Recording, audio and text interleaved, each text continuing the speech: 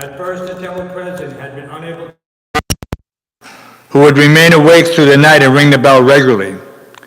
But Srila Prabhupada had insisted so strongly that the temple management had finally established the bell ringing. For Srila Prabhupada, it was more than just a good standard. It was a symbol of the entire temple management's effectiveness. If they couldn't even arrange that the bell be rung regularly, then how could they manage everything else? Sounds familiar? Now Srila Prabhupada was saying he thought he heard the bell ring at the wrong time. Tamal Krishna explained it might have been a different bell. And the devotees continued reading Srimad Bhāgavatam. But Srila Prabhupada again asked about the bell in the temple dome. As Harisori rose to go out and check, the bell began loudly ringing.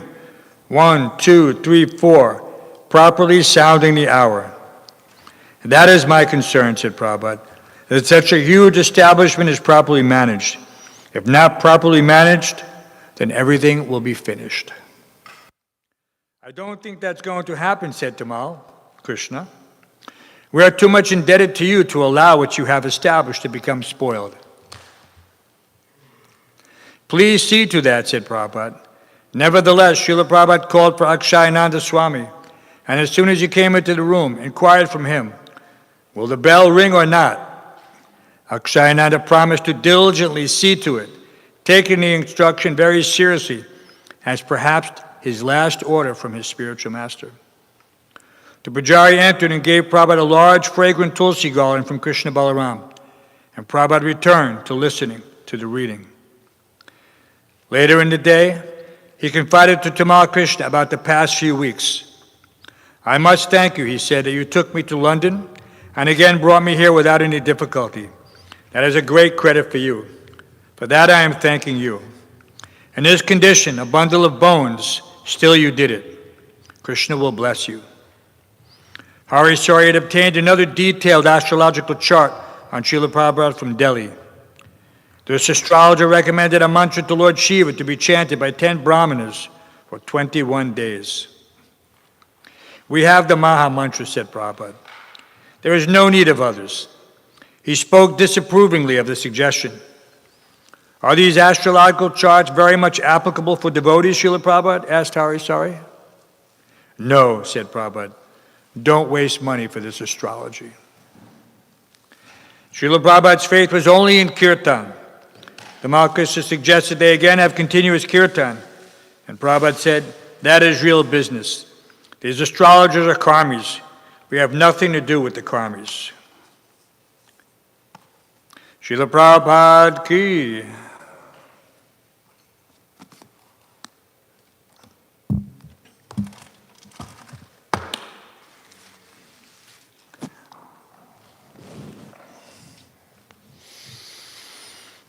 Om Namo Bhagavate Vasudevaya. Om Namo Bhagavate Vasudevaya. Om Namo Bhagavate Vasudevaya. Reading from 3rd Canto, 24th chapter, text 31. Can we confirm that, Mr. Natabar? According to the list, because there was a few days missing. Did anybody skip anything, change anything, advance anything?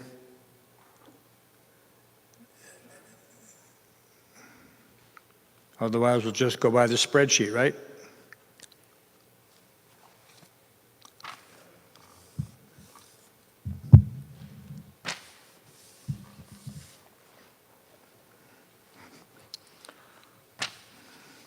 Tanyevate birupani.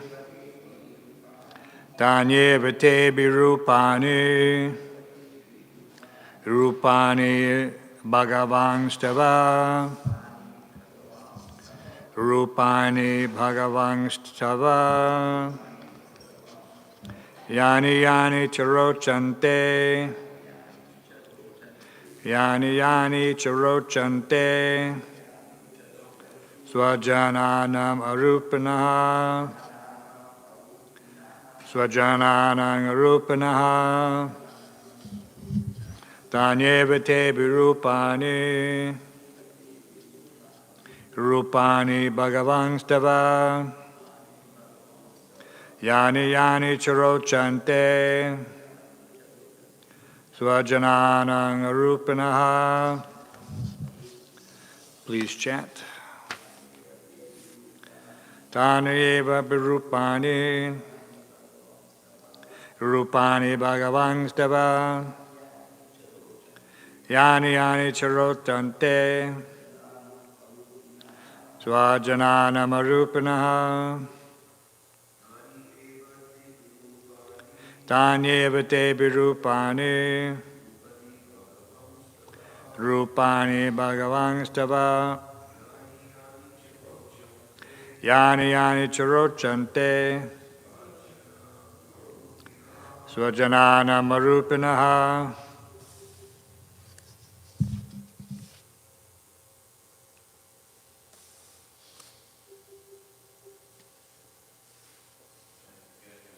You're just trying to get it up there? Okay, I'll wait.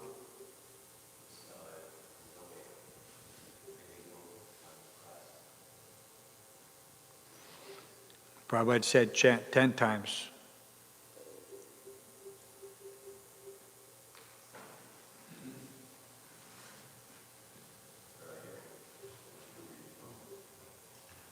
But you have it right there, right? Bolo. Oh, you don't have? That's why we have to wait. Prabhupada said 10 times. What do you think? Is it going to happen? Matanga can chant. Yeah, Bolo. George say Bolo. Text 31. 324:31.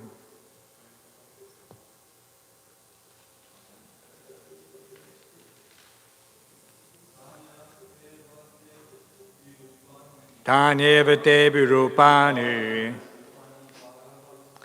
rupani bhagavangstava yani yani charochante bhajanam arupanaha tanyevate virupani rupani bhagavangstava yani yani charochante bhajananam arupanaha. I thought you got a keyboard. It's not working? Mr. Natabar.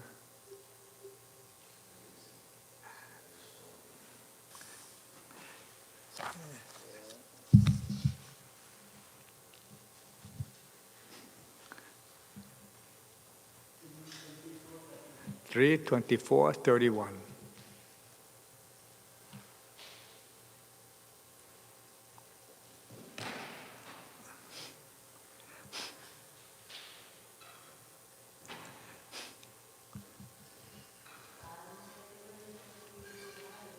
Tarayevati rupani rupani bhagavangstava yani yani charochante swajanana marupanaha.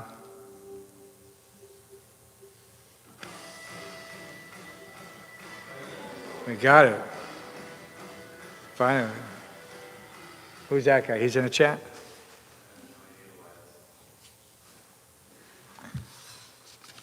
Tani, those, eva, truly, te, your, abhirupani, suitable, rupani, forms, Bhagavan, O Lord, tava, your, yani yani, whichever, cha, and, rochante, are pleasing, swajananam, to your own devotees, arupanaha, of one with no material form.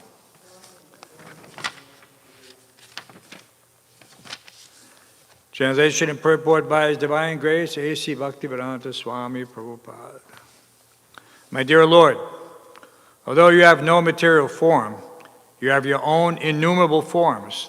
They truly are your transcendental forms, which are pleasing to your devotees. Please repeat. My dear Lord, although you have no material form, you have your own innumerable forms. They truly are your transcendental forms, which are pleasing to your devotees. Purport. In the Brahma Samhita, it is stated that the Lord is one absolute, but He has ananta, or innumerable forms. Advaitam achyutam anadam anantarupam. The Lord is the original form, but still He has multi-forms. Those multi-forms are manifested by Him transcendentally according to the taste of His multi-devotees. It is understood that once Hanuman, the great devotee of Lord Ramchandra, said that he knew that Narayan, the husband of Lakshmi, and Rama, the husband of Sita, are one and the same, and that there is no difference between Lakshmi and Sita. But as for himself, he liked the form of Lord Rama. In a similar way, some devotees worship the original form of Krishna. When we say Krishna, we refer to all forms of the Lord, not only Krishna, but Rama, Nrsimha, Varaha, Narayan, etc. The varieties of transcendental forms exist simultaneously. That is also stated in the Brahma Samhita. Ramadi Murti Shu Nanavataram.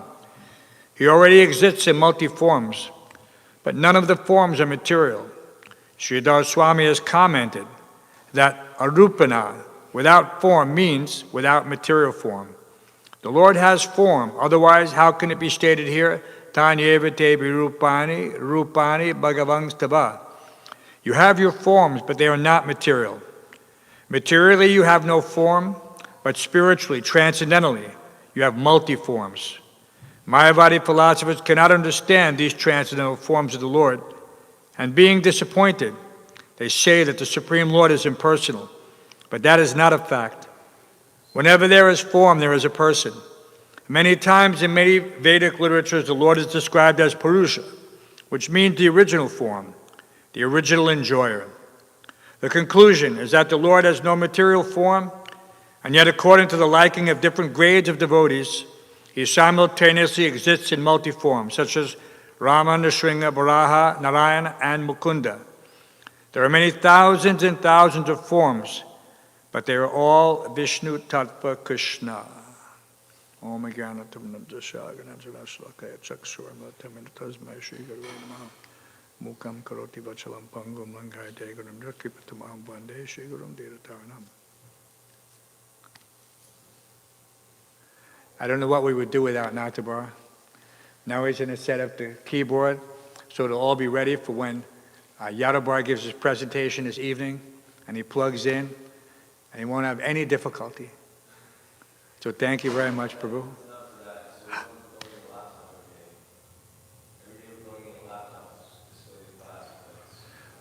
Is it possible to set up a guest profile on the laptop so that once you set it, nobody messes with it, and that when it's opened, it defaults to one of them, whichever one you want it to default to?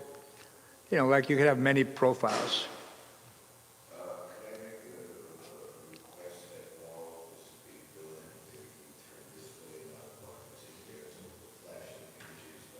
Well, he has to see it, so it just needs to be a little bit. He can go over there, yeah. Om Jnana Timirandasya. So, we're very fortunate that Prabhupada has opened our darkened eyes with the torch of knowledge. So we can, as he said here, there are many thousands and thousands of forms, but they're all Vishnu Tattva Krishna. Ekale Ishwara Krishna Asava Britya. But not everyone has the opportunity to appreciate this. It's pulling on the cord there, by the way. What's that? Naham Prakasha Sarvasya Yoga Maya Samamvitaha. They don't even know that they're covered. They don't even know that their knowledge is stolen by illusion. The definition of illusion is you're unaware of the surrounding circumstances.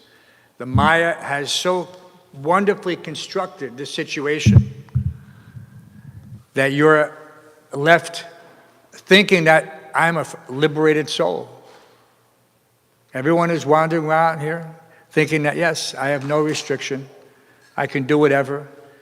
And now we see that the government is lapsed in their duty to protect the citizenry, as it is predicted in the Shastra, how Kali Yuga is manifested. All these government officers simply rogues and rascals, so that you can steal anything. You go into the store, they steal, and there's no consequences. You know, in this way we see how the Kali Yuga is progressing. Right? So when the citizenry becomes degraded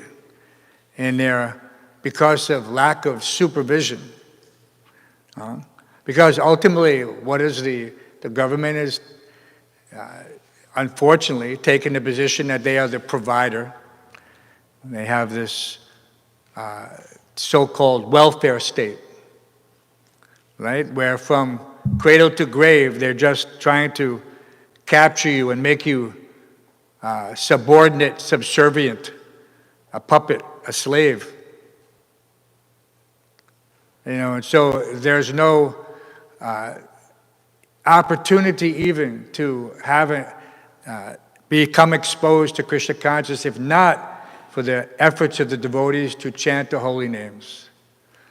So without this chanting process, nobody gets exposed. Right? Because they're going about, you don't see, where are the devotees on TV? I think there's probably hundreds and hundreds of channels. You can flip through all those channels and you'll not find the devotees. And nowadays, of course, on YouTube, if you're a little bit in tune, you can find the devotees there. But just like anything else, people will scroll past. So it is much more effective on the street because there's no opportunity for them. If they're anywhere within earshot, then Krishna's holy name has entered directly. And their journey back home, back to Godhead is inaugurated. It's a very momentous occasion, actually, that the living entity has again Brahmanda Brahmate Kona Bhagavan Jeev Guru Krishna Kripai Bhai Bhakti Lata Beach, that has become exposed. So therefore Prabhupada said this is our business. That without this Sankirtan, then how will people be delivered? They're not tuning in. Like I said, they're scrolling past the channels. They're not making any conscious effort. So therefore we have to capture them by this distribution. Harinam, Harinam, Harinam eva kevalam, kalo nasyeva, nasyeva, nasyeva. And because we're doing that, therefore there is some success. Without that, everything would have been degraded. If someone said, well, now we don't have to do this anymore. We have so many temples, we have so many books, and, let whoever wants to come. But this is not our paraduka duki. This is not the mood of the devotee. He's not thinking that, no, it's all right, everything, let them do what they want. No, he makes the extra endeavor. He goes above and beyond the call of duty. Duty, you go to the temples in India, and if you ask them what is their duty, oh, well, we wake up the deity at 4 a.m. and we do Mangal Arati, and then we chant our japa, and then we make another offering, and then we make another offering, and then we put the deities to rest. And Prabhupada said, we are not these bhajana nadis. We are not simply ringing the bell. What did Srila Bhaktisiddhanta say? He said, let the neophytes ring the bell in the temple. So it's not that the devotees in ISKCON are the neophytes. But Prabhupada was addressing those in India who have slackened on the Yuga Dharma. Everything else is there, but not the Yuga Dharma. So why is that? because no emphasis. So therefore, Prabhupada had to come specifically, on the order of Chaitanya Mahaprabhu to reinitiate this and revitalize this Sankirtan movement.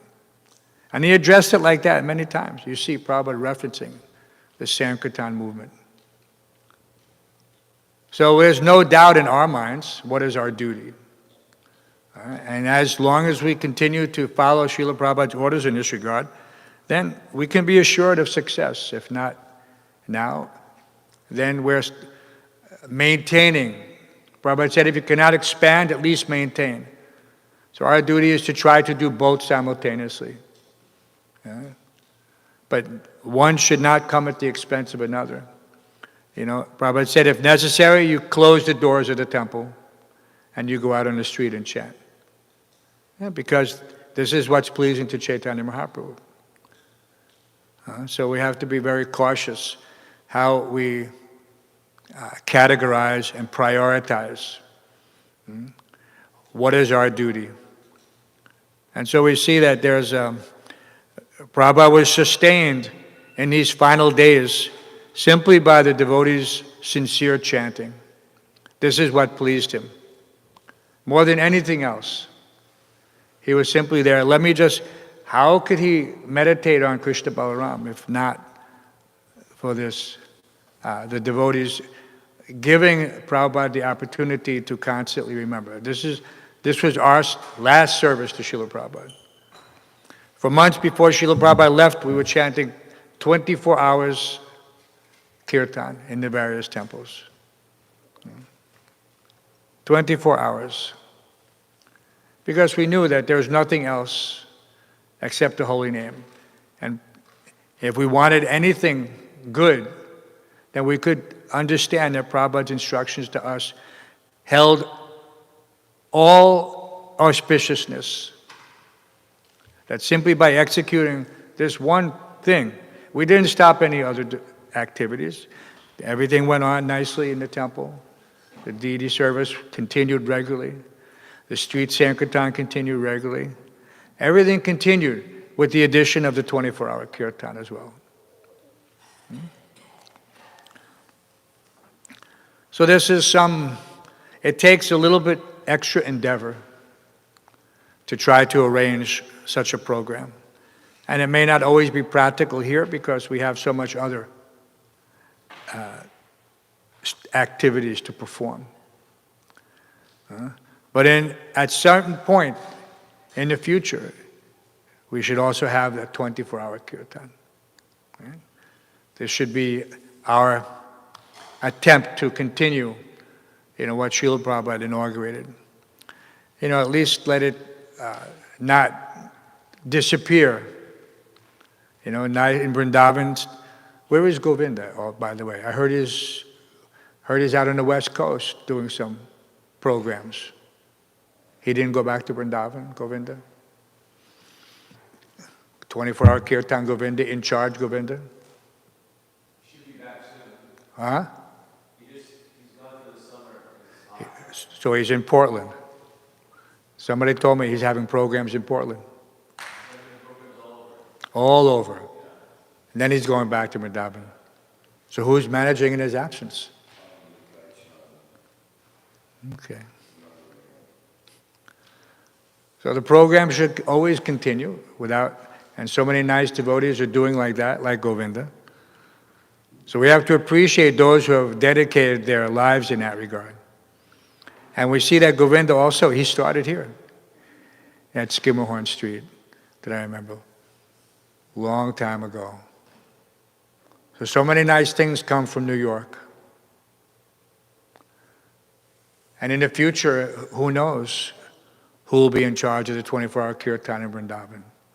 It has to continue. And the determination is planted in the initial stages of your devotional service by some determination. We read about Prabhupada's determination the other day. We posted on the residents' chat.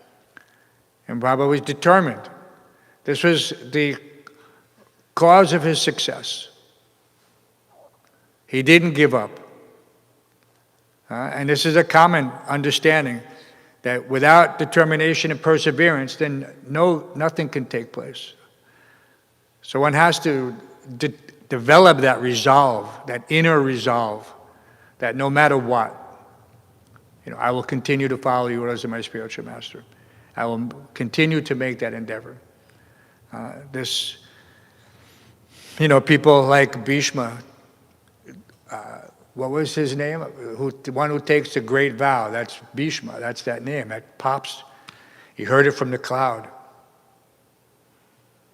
That when he declared that he would not get married, that name became prominent. So Grandfather Bhishma was just one of many personalities who exemplified the ability to accept a vow at all costs. At all costs. So many times he was challenged, but yet he maintained. So we also have to not anticipate the challenges, but when we are confronted by them, we should be ready. Right? We shouldn't have sometimes you can have many analogies, but in my line of work, the analogy is that you never have an empty chamber. An empty chamber means you have a handgun, but there's nothing in the chamber, no bullet. And so you can't use it until you, what they call rack the slide, and chamber around. And that's a loss of time. In that time, you're dead. The bad guy has killed you. You weren't ready. So you should always be loaded, ready to confront whatever challenge is there. Not that, you kind of go along without any consideration in some complacent, lackadaisical mentality. And just, maybe even thinking that, yes, Krishna will protect me. Yes, Krishna will protect you. I used to tell my kids, because you have to tell your kids something. I said, Krishna can protect you from everything except your own stupidity. Right? So this is a fact.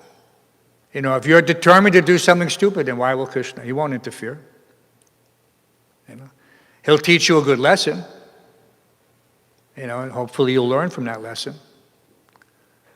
But it's up to us to practice, to internalize these instructions, direct and indirect.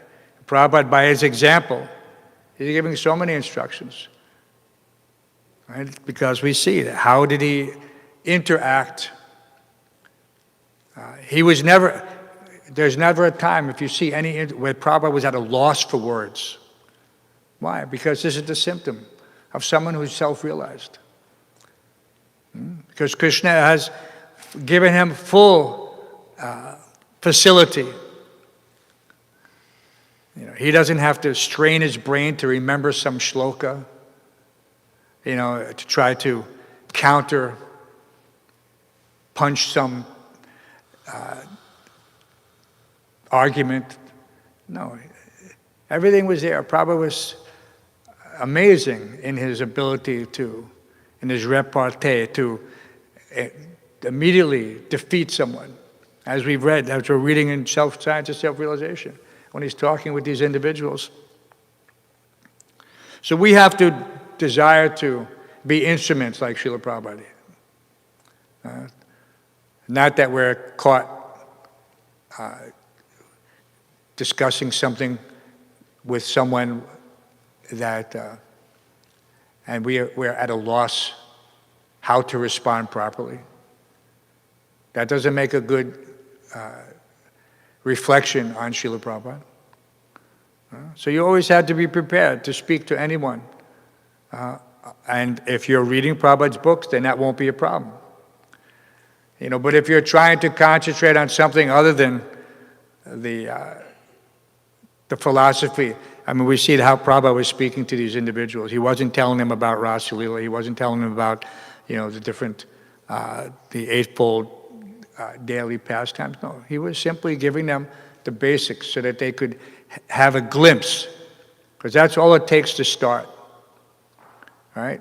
Someone is caught, by the eye, and he's attracted.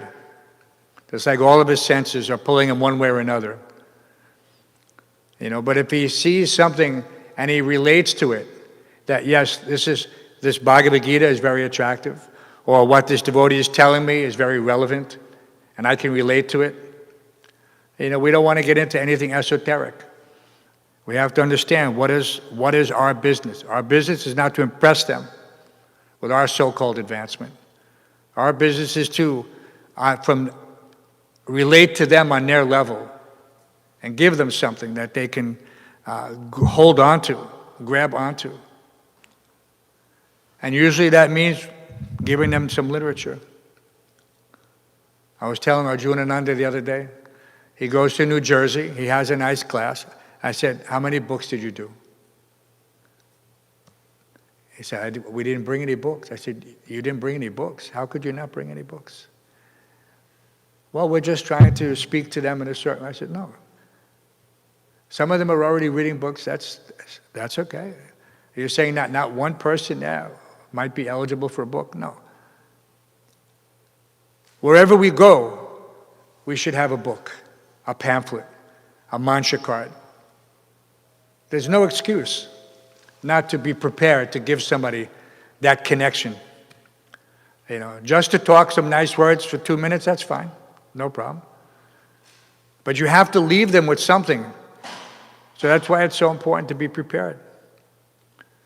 It's very easy to keep a reservoir of pleasure. Just like Matunga, he has his man purse. See?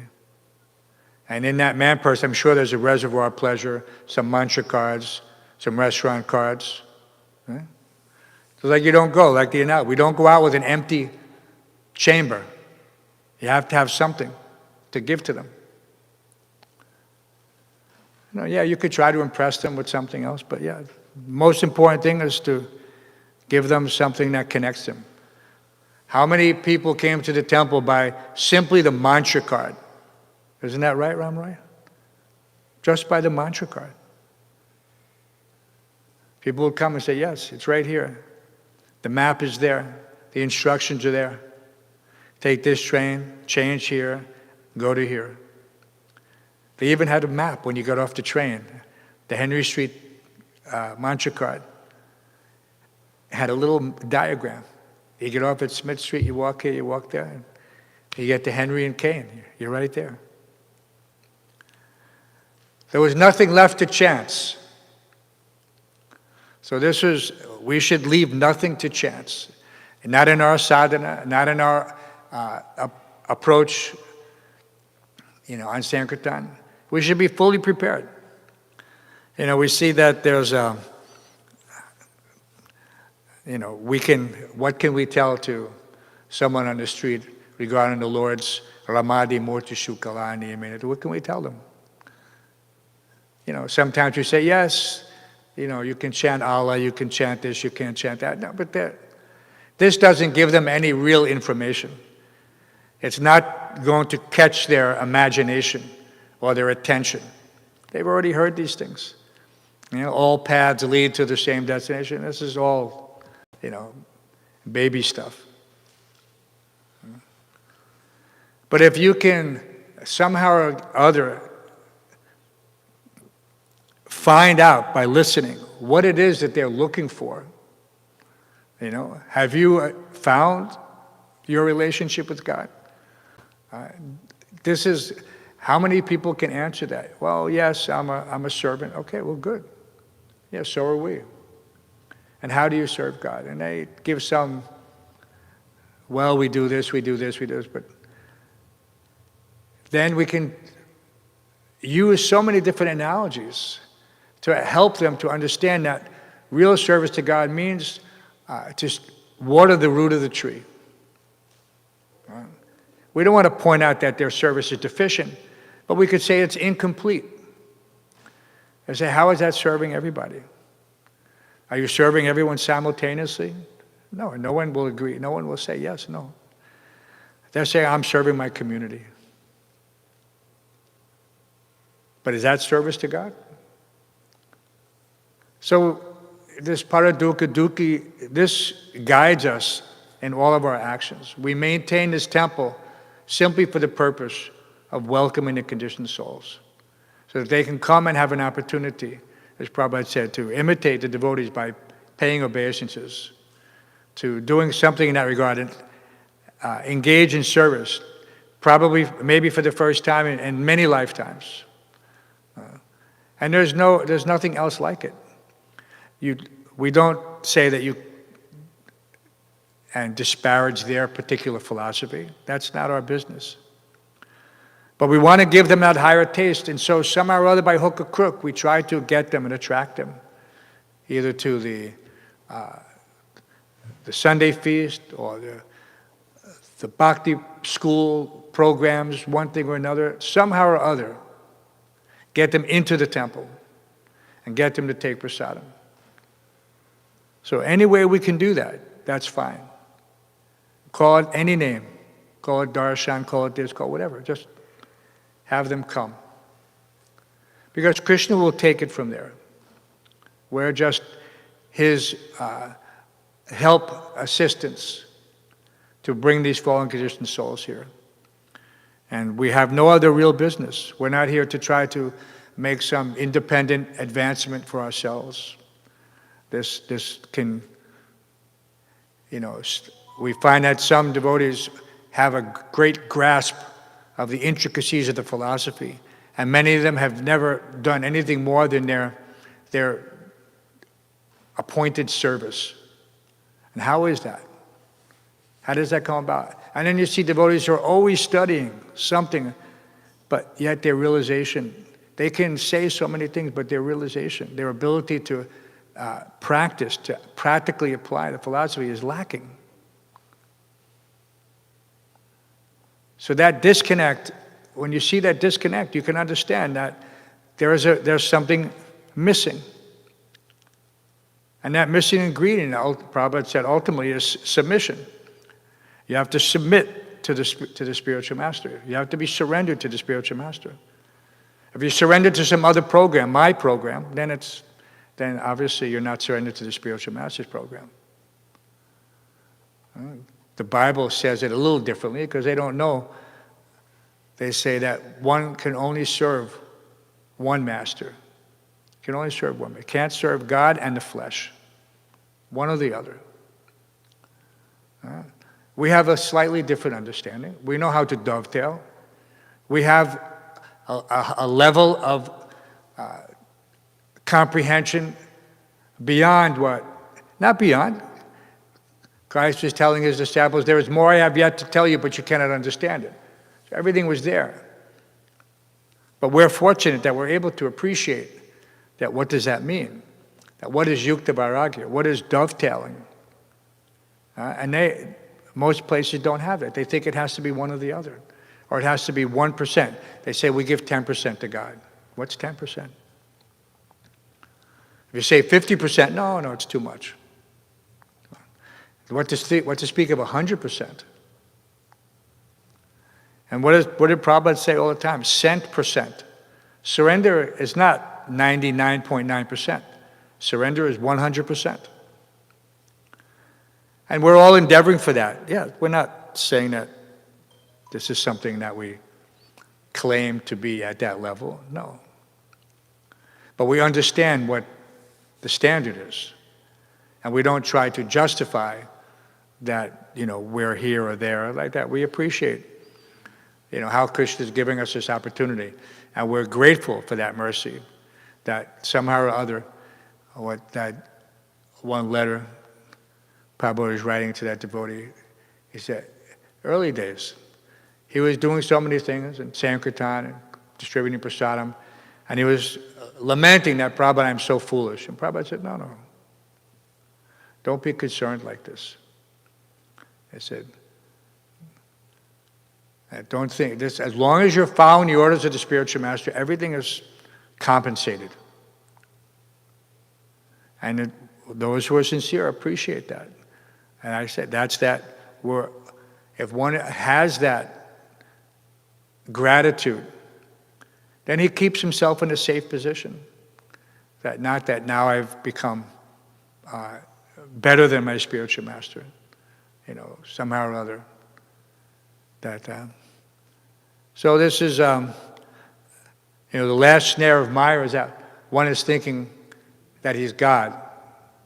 All right? The impersonalist thinks that Soham, we're all one, ultimately. But the correlation to that in, bhakti is that one is thinking that now I am independent. I am guru. I have no other guru. And that I am the sole arbiter. And my relationship is directly with Krishna. Of course our relationship is directly with Krishna. That there's no doubt. But we think that somehow or other I can bypass the spiritual master. In New York in '76, you never know what prompted Srila Prabhupada he was speaking at Chaitanya Charitamrita, and he said that don't try to jump over the head of the spiritual master. So,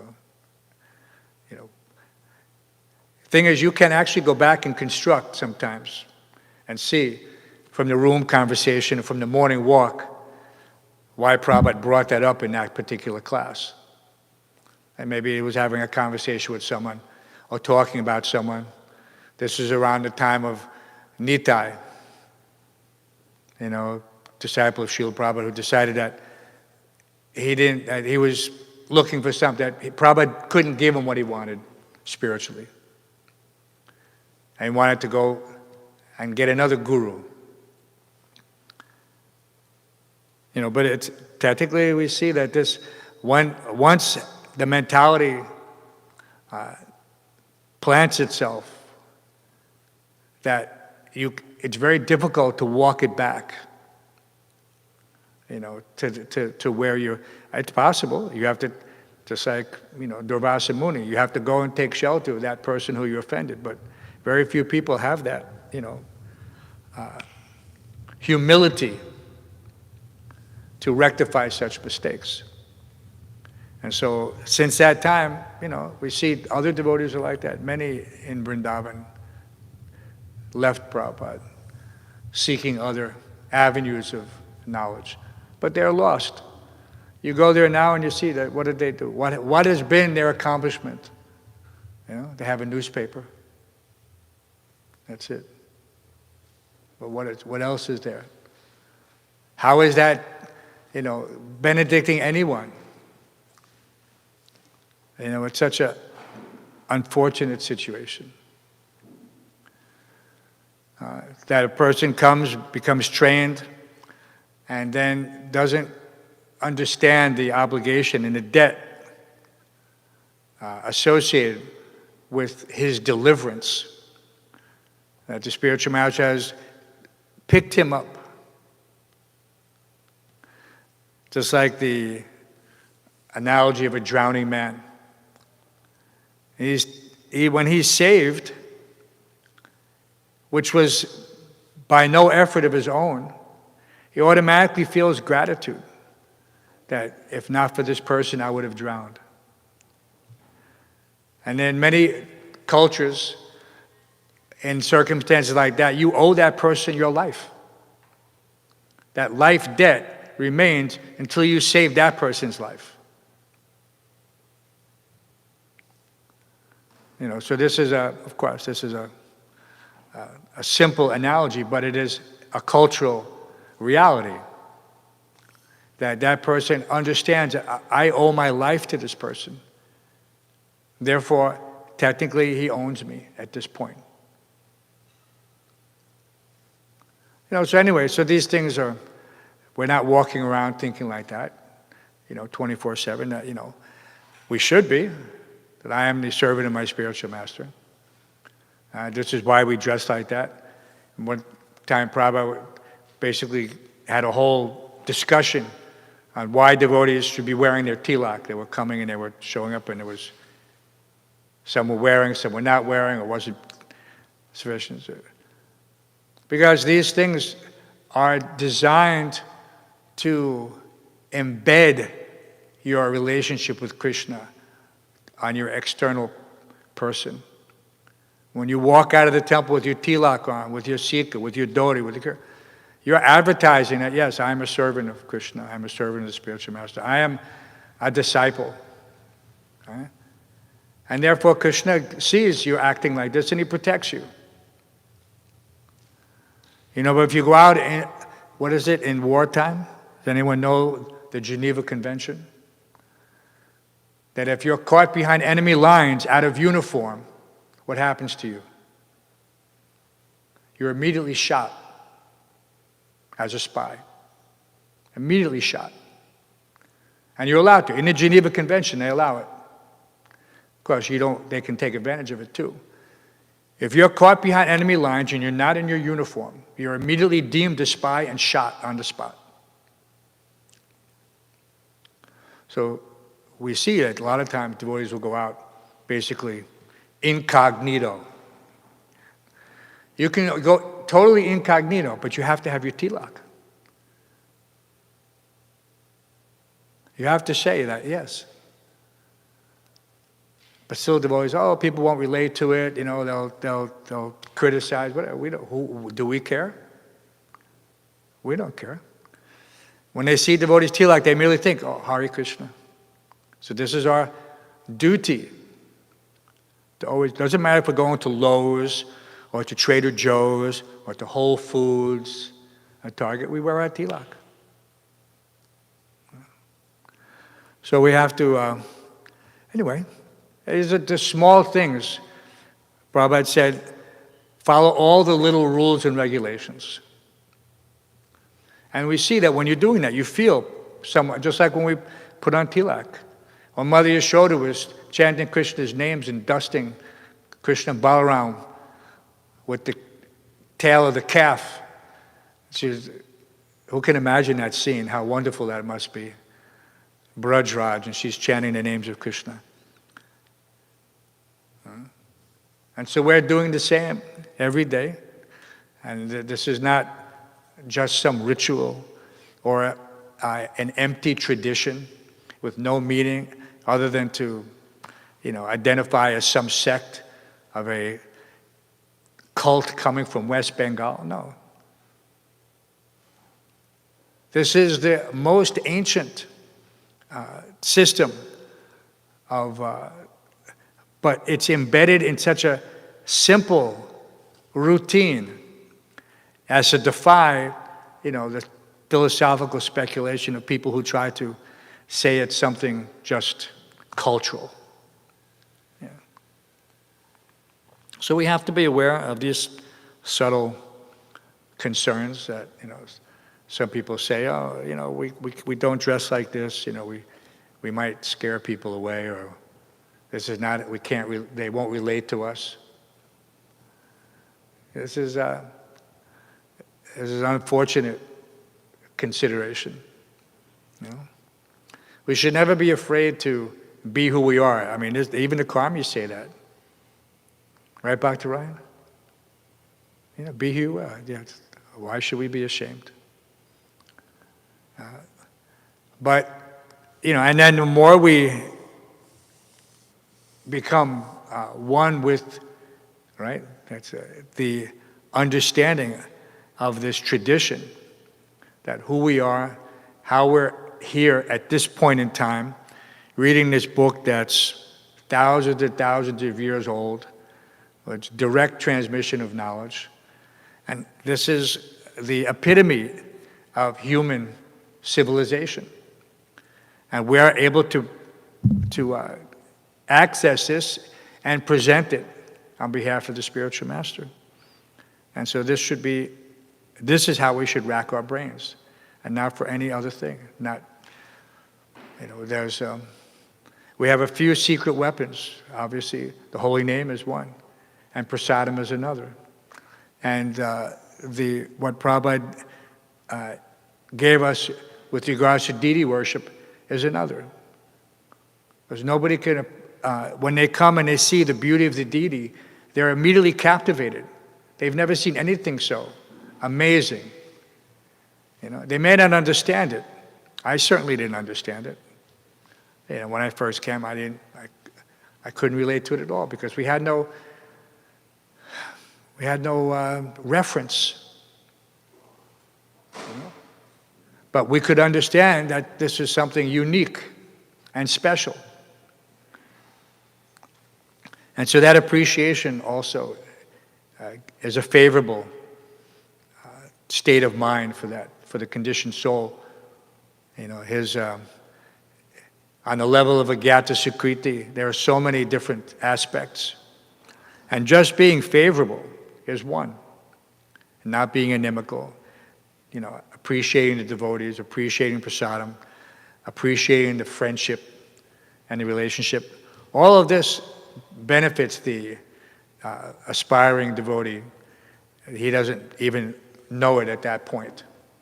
It's just having a very transcendental effect of purifying his past illusion, slowly uncovering him. So we want to utilize whatever we have in Krishna service. That should be our utility as the principle. And how should it be done? Books are the basis. And what is our potency? Purity is the force. So these things have to be there. You can't have anything missing, any ingredient missing out of this.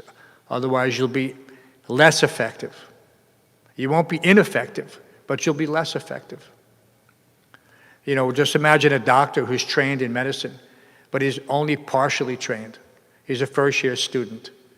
He can't give the patient everything. He can't make the proper diagnosis necessarily. He can't prescribe the proper medicine. In Leelamrita, Tamal said, any husband, but this analogy has relativity. So in our situation, we don't want to be some poorly trained doctor giving somebody misinformation. We want to whatever our capacity, whatever our realization, that we should speak clearly and convincingly.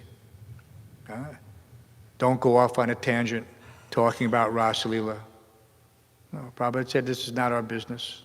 He wasn't, Prabhupada mentioned that, Lord Chaitanya only spoke about this with Ramananda Roy. So who are we? We're not anywhere in this level to discuss such intimate situations with outsiders. Amongst ourselves, there's some flexibility depending on your association. But one should be cautious. One should be cautious. If he's still disturbed by eating and sleeping and any other bodily necessities, then what is his capacity to understand such esoteric, considerations? But, it's a beginning. So therefore, Prabhupada said to read Krishna book at night because it will help to remove lust. The desire to lord it over anything, whatever is property, men, women, this, that, nadanam, najanam, nasundarim, all these things, simply by reading Krishna book. How amazing is that? So sometimes people say, oh, these are very simple prescription. Yes. If the medicine is effective, who cares that it's simple or complicated? Now they have complicated medicine that's ineffective. And they have simple medicine which is very effective, but they won't prescribe it. So we should be very careful. And we should use the medicine we know that works, that we've seen, that's worked on us and worked on others, and not try to concoct something differently. Right? What do they say? Tried and true. So therefore we have a Sunday feast. since 1966, continuously. It's one thing we can say, that continuously, that New York, the birthplace of the Hare Krishna movement, that for how many years now? 57 years, continuous Sunday feasts. So this is something that should never, for any reason, should ever stop. And it should always be as Prabhupada arranged it. It's perfect and complete. No need to make any. You can adjust things to increase participation, attendance, like that. But it should never be something that adulterates the process, the program, or the protocol. So that has to be there, that strictness. Then we can call ourselves, parampara servants. Prabhupada used the term parampara servant. I'm the servant of my spiritual master.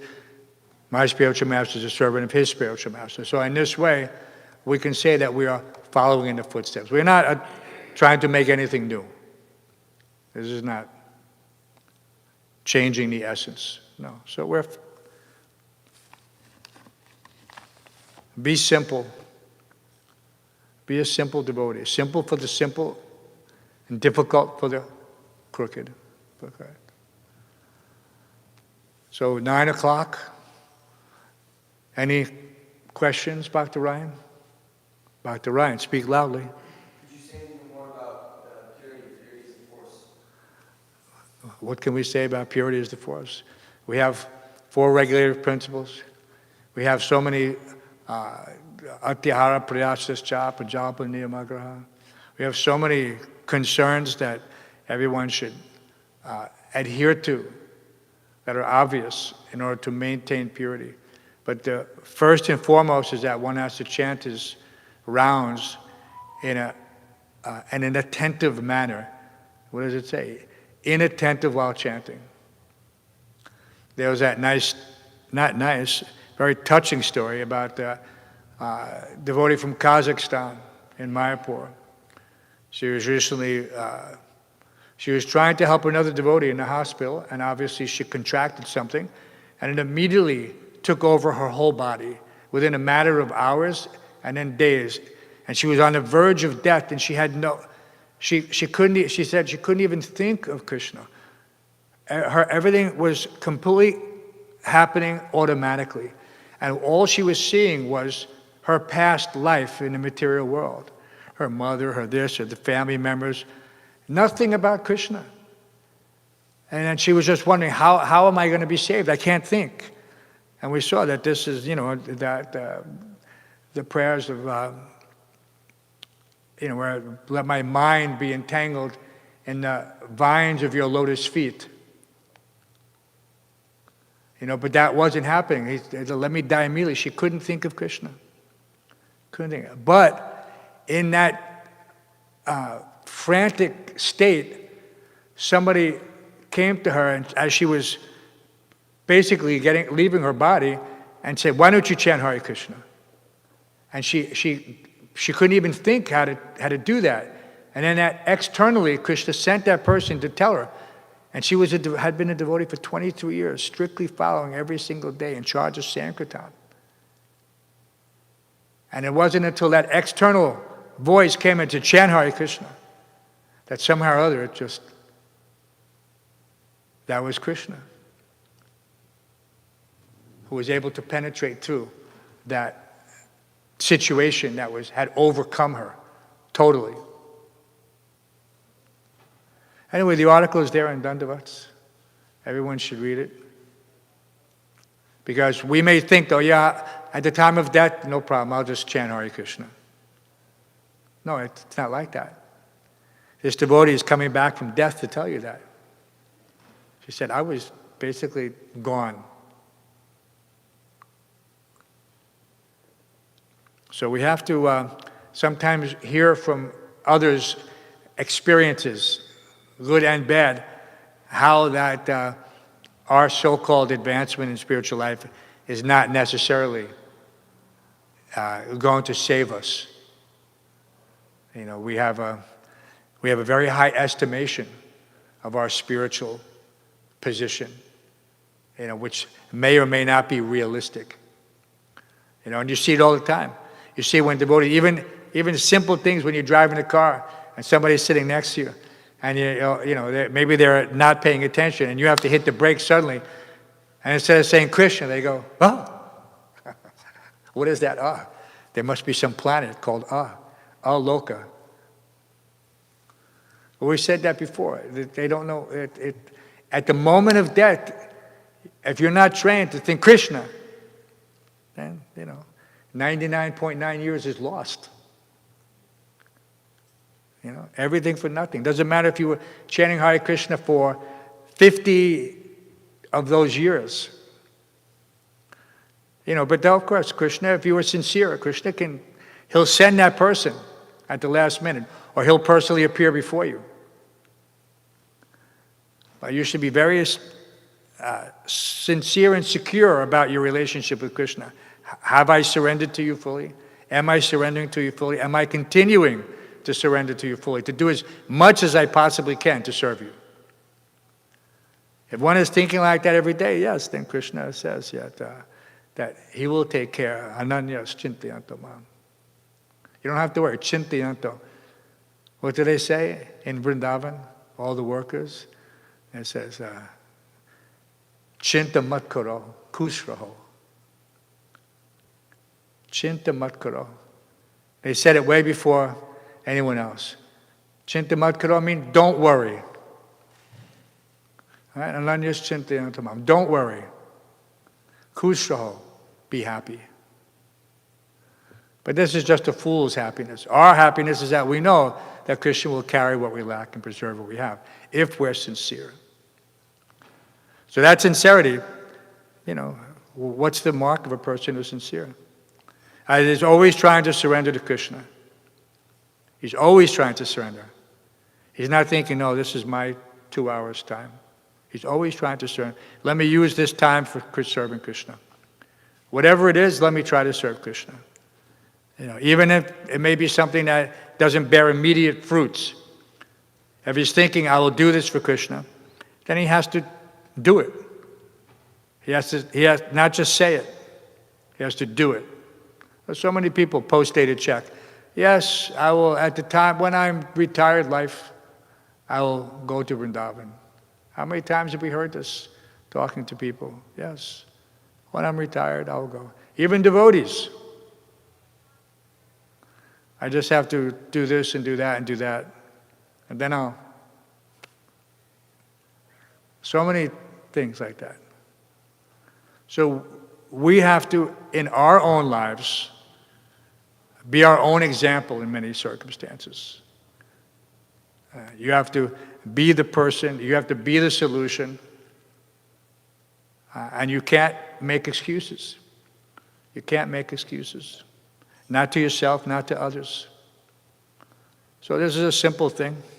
We don't see anywhere here where Kardama Muni was fooling himself or trying to make excuses. No. In the Bhāgavatam, do we have any information like that? People acting duplicitous or disingenuously or, This is the highest standard, and that's why we're reading Bhāgavatam and not a comic book, some story.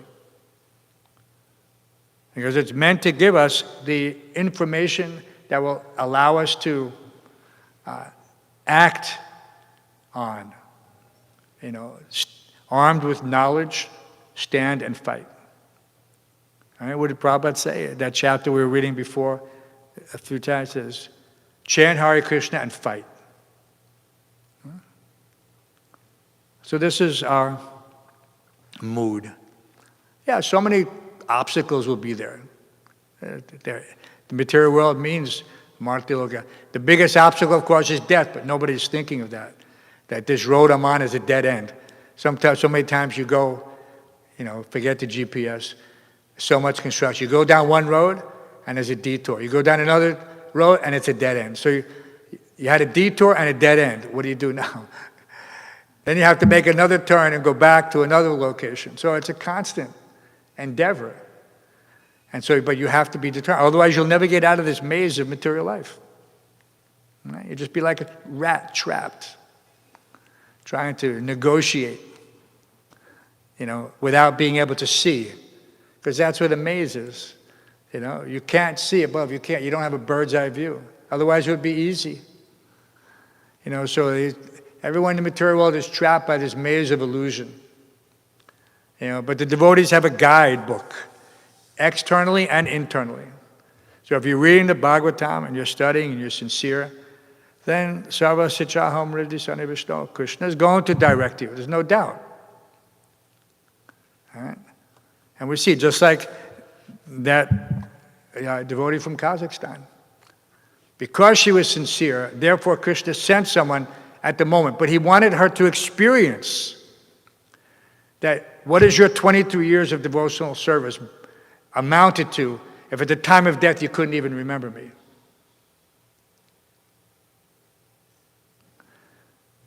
But he didn't let her,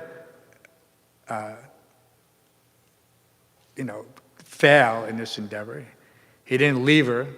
No, he sent someone out from externally to wake her up. So we see how Krishna does these things. And it's wonderful. We see how he saved his devotee. His devotee never perishes. Kaunteya pratijanahi name bhakti. Never perishes. But you have to be that devotee. You can't just be the person who's pretending, the pretender. That's it. So, Bhakti Ryan, where's the purity come from? Pure conviction, purity of action, unmotivated, ahoitakiya pratiyata, without any desire for profit. Just serve. Let me serve Krishna. He will do everything. That's surrender. Any other questions, concerns? Srila Prabhupada ki